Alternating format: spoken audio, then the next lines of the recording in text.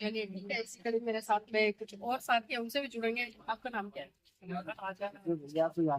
आचार्य अरुण जी। जानना चाहूंगी, आपने आचार्य बोला है तो किस चीज के आचार्य हैं? आचार्य हम धम्पा संघ से मतलब आचार्य बने, क्योंकि वहाँ से हमने बहुत सीखा। और जो एक बौद्ध को आना चाहिए जो जानकारी, वो वहाँ से हमें सीखी। क्योंकि हम खुद सीख सकें, अपने जीवन में कल्याण कर सके और दूसरों को भी सिखा सकें, इसी के आचार्य।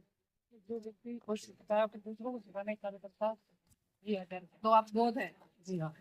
हमें नमन के बारे में बताया थोड़ा सा। नमो तस्सै भगवतो अरहतो सम्मा सम्बुद्धस्सै। नमो तस्सै भगवतो अरहतो। नमो तस्सै भगवतो अरहतो सम्मा सम्बुद्धस्सै। मैं उन सम्यक संबुद्धि को नमन करता हूँ जिन्होंने अपनी समस्त इंद्रियों को नियंत्रण स्थापित करके अपने चित्त कलेशों का हरण कर दिया और काम क्रोध लोभ मोह द्वेष इत्यादि को अपने चित्त से निकाल बाहर कर अपने। चलिए मैं बता दूं, बाबा साहब ने कहा था कि जो अवस्था आपके ऊपर अत्याचार शोषण करे आपको उसको छोड़ देना चाहिए। तो आप बताइए, क्या इसके अलावा इसको तोड़ेंगे या नहीं तोड़ेंगे? चलिए तोड़ दीजिए हमारे कैमरे के सामने, ताकि हमारे दर्शक भी आपसे प्रेरणा ले सकें।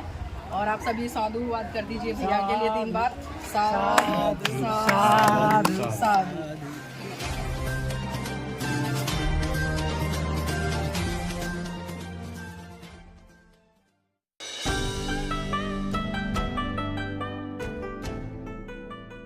नमस्कार, आप देख रहे हैं न्यूज़ 24x7 नीलम कौर के साथ। और साथियों, आज हूँ मैं आगरा में। अभी 2 दिन पहले भारत देश में परम पूज्य बाबा साहब की जयंती बड़ी धूमधाम से मनाई गई। इसी के साथ साथ में पूरे विश्व में हमने देखा कि बाबा साहब की झांकियाँ तरह तरह से निकाली गई। और अभी वर्तमान में आप एक बोर्ड देख पा रहे हैं, और साथियों अभी जो इस जगह में खड़ी हुई है, बोर्ड जहाँ पे लगाया वो है गौतम नगर यमुना ब्रिज आगरा। जी हाँ, एक पूरी कमेटी है जिन्होंने बाबा साहब की जयंती का यहाँ पर कार्यक्रम आयोजित किया था। और पूरी तरफ आप देख पाएंगे चारों तरफ, जहाँ पर हम देख रहे हैं कि नीले झंडे, पंचशील के झंडे, तमाम झंडे लगे हुए हैं। और इस दीवार पर एक कोटेशन भी लिखी हुई है कि शिक्षा से जितना पिएगा उतना पिएगा।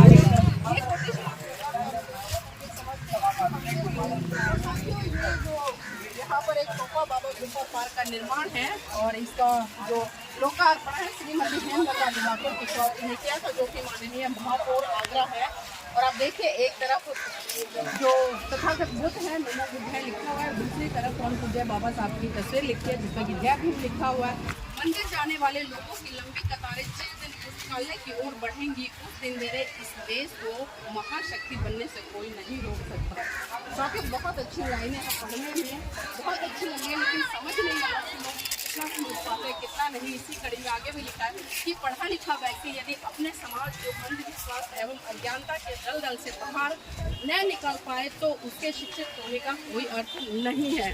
वास्तव में एक से बढ़कर एक खूबसूरत और संदेश देती हुई ये कोटेशन यहाँ पर इस दीवार पर लिखी गई है। और मैं थोड़ा सा इसके अंदर लेकर चलना चाहूँगी, आपको दिखाना चाहूँगी कि वो कोटेशन यहाँ पर लिखी है क्या वो सही रूप में अंदर सार्थक क्यों नहीं है।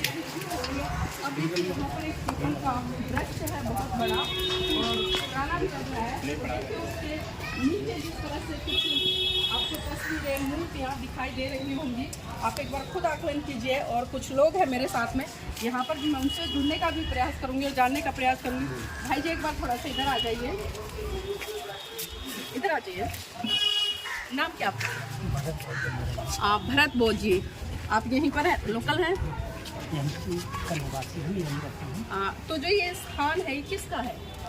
दीदी जैसे स्थान तो मैं बताऊँ, पहले तो सबसे पहले मैं आपके चैनल को धन्यवाद देना चाहूँगा, क्योंकि हमारे समाज की बात को आप जन जन तक पहुँचाते हो। इसके लिए बहुत बहुत अपनी तरफ से, अपनी युवा कमेटी की तरफ से बहुत बहुत धन्यवाद जी। आपका बहुत बहुत साधुवाद। तो भाई जी मैं जानना चाहूँगी, जो यहाँ पर पेड़ के नीचे कुछ तस्वीरें, कुछ मूर्ति रखी हुई है, किस किस की है? दीदी ये समाज है, मतलब कुछ सोया हुआ है कुछ जागा हुआ है, ठीक है।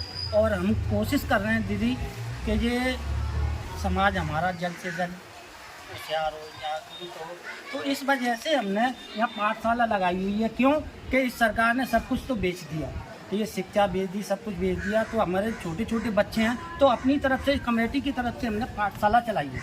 आप पाठशाला में क्या पढ़ा रहे हैं या कुछ कर रहे हैं? पाठशाला में हम सबसे पहले तो बौद्ध वंदना होती है हम्म। और बाबा साहब के बारे में पढ़ाया जाता है बच्चों को। मनोवैज्ञानिक रहे हैं और भारत को एक ऐसा धर्म दिया है जो आपको अंधविश्वास, पाखंड और रूढ़िवादी तमाम ऐसी चीज़ों से दूर लेकर जाता है और एक वैज्ञानिक सोच पर खरा उतरता है। लेकिन इसी के साथ में हम बहुत सारी तस्वीरें, मूर्ति ऐसी देख रहे हैं जिनका कि भारत के किसी भी तरह से इसमें बढ़ाने में कोई योगदान नहीं है, भारत को आगे बढ़ाने में, नहीं आपके बच्चों के भविष्य में, नहीं आपके भविष्य में।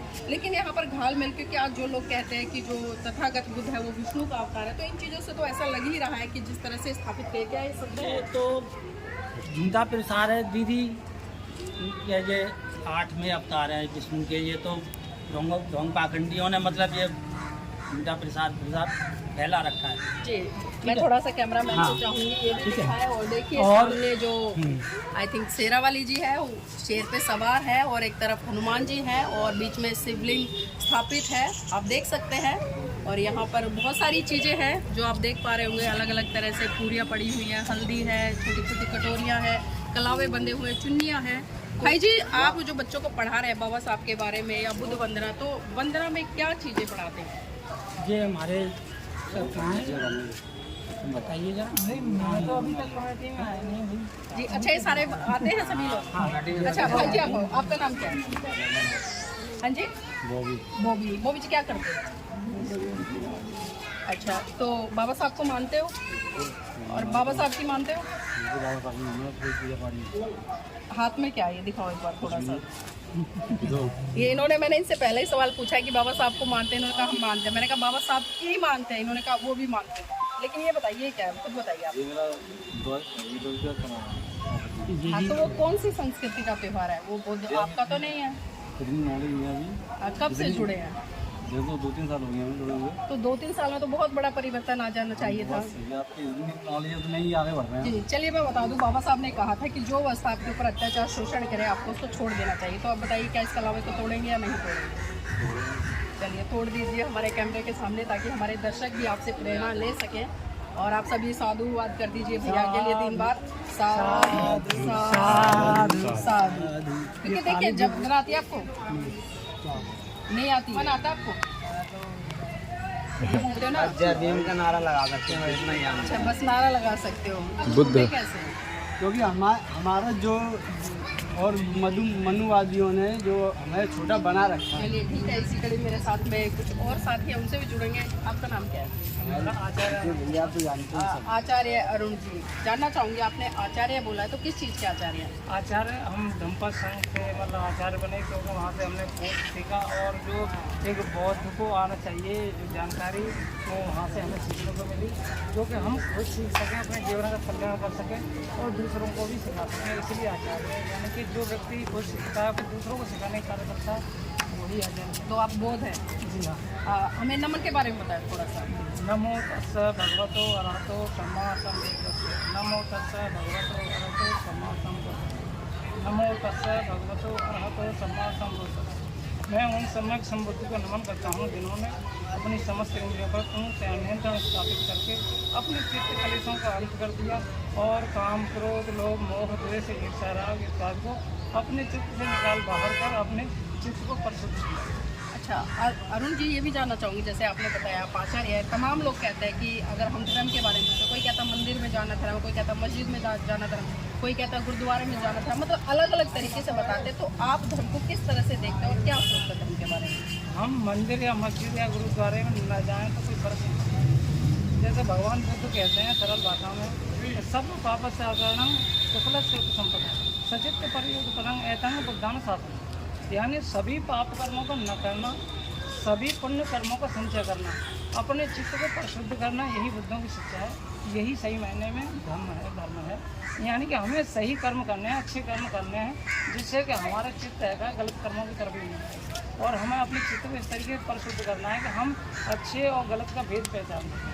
तो जब आपने इतना कुछ सीखा है दंपत संघ से, जैसे आप बता रहे हो, तो आप यहाँ के लोगों को क्यों नहीं सिखाते? क्योंकि अभी मैंने बहुत सारे लोगों से चर्चा की है, लोगों को धर्म नहीं पता है, नमन नहीं आता, पंचशील नहीं आता है, आप तो फिर भी बहुत सारी जानकारी रखते हैं। तो ये प्रयास क्यों नहीं कर सकते क्षेत्र में इन लोगों को भी, ताकि कोई अन्य आए पूछे तो कम से कम ये भी जवाब दे सके? जी बिल्कुल, अगर यहाँ से अगर कोच होगी तो मैं भी समय निकालूंगा। और मेरा थोड़ा काम काज का ऐसा प्रभाव पड़ता है, क्योंकि कभी मैं बिजी हो जाता हूँ, कभी शुरू में मेरे पास काफ़ी समय होता है, लेकिन अगर यहाँ की कमेटी मुझे थोड़ा सा स्थान दे तो मतलब अपनी बात रखने का, क्योंकि अक्सर भेद पैदा होते हैं, लोग सोचते हैं कि ये व्यक्ति कैसे अपनी बात रखे। अगर कमेटी चाहेगी तो मैं अपना समय दूँगा। एक तो भेद क्या अच्छी चीज़ तो कहीं से भी ग्रहण कर क्योंकि सकते यहाँ हैं। पर अक्सर पूजा पाठ होती है तो कुछ व्यक्ति मतलब उसमें ऑब्जेक्शन उठाना चाहते हैं, तो अच्छा सा नहीं। आप टर्न दे देंगे, कमेटी आपको टर्न देगी सब सिखा सकते हैं कमेटी।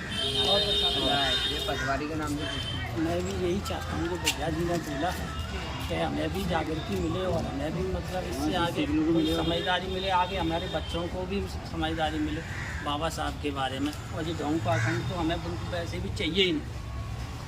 सबसे चलिए मेन बात। जी, बहुत बहुत साधुवाद हमारे साथ जुड़ने के लिए। तो देखिए तमाम लोगों से हमने चर्चा की है और यहाँ पर हमें आचार्य अरुण जी मिले जो कि धम्पत संघ के माध्यम से प्रशिक्षित है और उन्होंने कोर्स किया, कोर्स के माध्यम से वो लोगों को बताने का भी काम कर रहे हैं। लेकिन यहाँ पर जिस तरह से मैंने बहुत सारी चीज़ें दिखाई, क्योंकि घालमेल हर चीज़ों का चल रहा है और जब तक आप एक स्पष्ट लाइन खींच कर नहीं चलेंगे, एक सीधे रास्ते पर नहीं चलेंगे, तब तक ना तो आप अपने जीवन में कल्याण कर सकते और ना ही अपने बच्चों को एक सही दिशा व दिशा दे सकते हैं। तो साथ ही मैं चाहूँगा आप इस वीडियो को लाइक करें, शेयर करें और कमेंट करके जरूर बताएं कि आज के वर्तमान समय में जो बाबा साहब का सपना है या बाबा साहब की जयंती उसको किस तरह से देखते हैं। खाली जय जयकार कर लेना या बाबा साहब के विचारों पर आगे चलकर अपना कल्याण करना और समाज का भी कल्याण करना।